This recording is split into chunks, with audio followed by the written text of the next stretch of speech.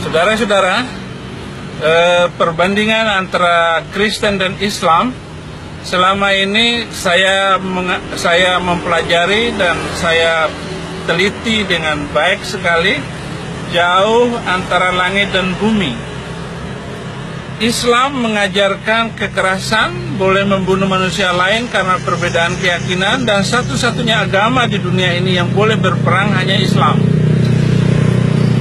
Waqtuluhum haitsu taqiftumuhum wakhrujuhum min haitsu akhrajakum. Bunuhlah mereka di mana saja kamu jumpai mereka. Di ayat yang lain, surat At-Taubah ayat 29, qatilul ladzina la yu'minuna billahi wa bil yaumil akhir. Bunuhlah mereka yang tidak beriman kepada Allah dan Rasul. Mereka tidak beriman kepada hari kemudian. Mereka tidak beragama dengan agama Islam, tidak mengharamkan apa yang diharamkan oleh Allah dan Rasul, yaitu mereka yang diberi Alkitab. Ayat ini jelas sekali menyuruh membunuh manusia yang telah diberi Alkitab, yaitu orang Yahudi dan orang Kristen. Maka itu sebabnya di negara-negara mayoritas Muslim, gereja saja susah dibangun. Kenapa? Karena ajaran yang begitu mengerikan. Tidak ada. Sementara Yesus mengajarkan begini, Matius 5 ayat 44, kasihilah musuhmu dan berdoalah untuk orang yang menganiaya kamu. Di satu sisi boleh membunuh manusia lain karena perbedaan keyakinan, tetapi Yesus mengajarkan kasihlah musuhmu dan berdoalah untuk orang yang menganiaya kamu. Ini luar biasa, saudara-saudara. Di sana banyak orang susah untuk membangun gereja, tetapi di tempat lain orang boleh melakukan apa saja, maksiat dan sebagainya. Maksiat diberi, tetapi orang beribadah kepada Tuhan dilarang.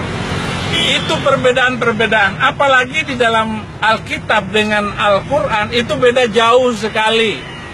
Misalnya, Ibu Yesus Kristus dalam Al-Quran itu adalah Maryam, saudara Harun, kakaknya Musa. Bagaimana mungkin Al-Quran mengatakan seperti itu? Tidak ada cerita di dalam Alkitab bahwa Maryam, ibu Yesus adalah saudara Harun, anak dari turunan Imron. Tidak ada. Maryam tidak punya saudara laki-laki. Tidak ada. Inilah sebabnya saya katakan bahwa Al-Quran ini bukan firman Tuhan. Bukan firman Tuhan. Jadi karangan dari Nabi Muhammad. Belum lagi kalau kita memperhatikan ayat-ayat yang berkaitan dengan perkawinan Nabi. Semua ayat-ayat Al-Quran itu untuk membela Nabi. Lalu dipanggillah Jibril untuk membenarkan semua perbuatan Nabi. Misalnya di dalam Al-Quran surat An-Nisa ayat 3, laki-laki hanya boleh beristri 4, tetapi Nabi Muhammad istrinya 11. Istrinya 11 yang diakui oleh orang Islam. Yang saya baca dalam kitab Al-Halabiyah, itu istrinya 23 orang. Jadi beda jauh semuanya ini. Nah, kalau ayat-ayat itu semuanya membenarkan perbuatan Nabi. Bagaimana Nabi menikah dengan Zainab binti Jahsy, menantunya sendiri, yaitu istri dari Zaid bin Harithah.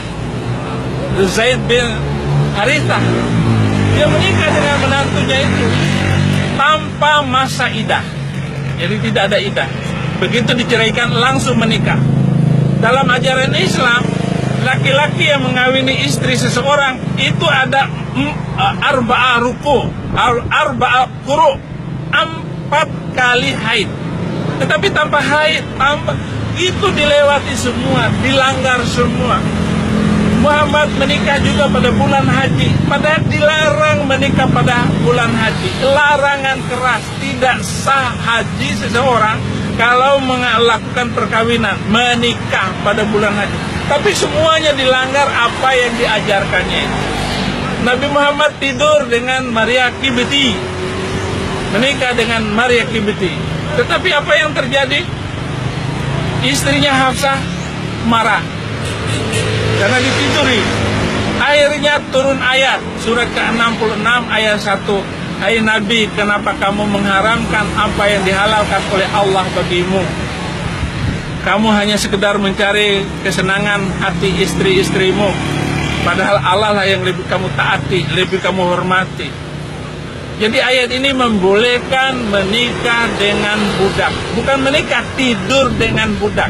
Maka TKW yang dikirim ke Arab Saudi itu banyak yang hamil. Bulan ini sudah ada 234 TKW sedang menanti hukuman pancung. Kenapa? Karena dia membunuh tuannya. Nah, tuannya itu sebenarnya tidak salah, karena tidur dengan pembantu itu dibolehkan dalam Al-Quran, bukan 1-2 ayat.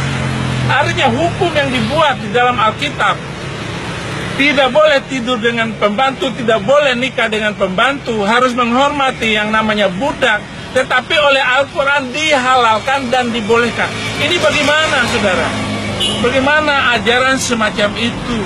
Itu sebabnya saya pindah dari ajaran yang nggak jelas itu. Saya meninggalkan Islam itu sendiri yang sudah membesarkan 41 tahun. Saya percaya kepada Al-Quran dan kitab suci itu. Dan saya percaya, bahkan anak saya 3 orang itu saya kasih nama Fikri Khomeini, Saddam Hussein, Muammar Gaddafi. Kenapa? Karena begitu hebatnya iman saya kepada Islam, begitu fanatiknya saya menjadi orang Kristen Islam pada waktu itu. Nah, tapi sekarang bubar karena saya telah melakukan perbandingan antara Alkitab dengan Al-Quran. Nah, buku yang sedang Anda baca ini adalah buku di mana perbandingan yang jelas dan hukum yang jelas, aturan yang jelas, jelas semuanya bahwa Alkitab itu adalah terang Tuhan, terang yang menerangkan, berkat yang memberkati. Itulah yang saya nikmati selama ini. Dan saudara-saudara, kalau saudara membaca lagi buku ini, maka saya percayakan iman saudara. Saudara bisa baca, saudara bisa telaah lagi debat saya dengan kiai-kiai itu. Anda bisa baca lagi dan lihat notasi-notasi Alkitab yang saya tunjukkan dan notasi-notasi Al-Quran yang saya tunjukkan kepada saudara. Saudara bisa menilai sendiri, ambil keputusan sendiri. Karena kebenaran itu hanya satu, tidak mendua. Dan orang Islam, nenek moyang saya melarang saya baca Alkitab. Ternyata setelah saya baca Alkitab, saya terima Yesus menjadi orang Kristen. Saya percaya kalau semua orang Islam membaca Alkitab, mereka pasti memilih kebenaran, pasti memilih Yesus sebagai Tuhan dan Juru Selamat.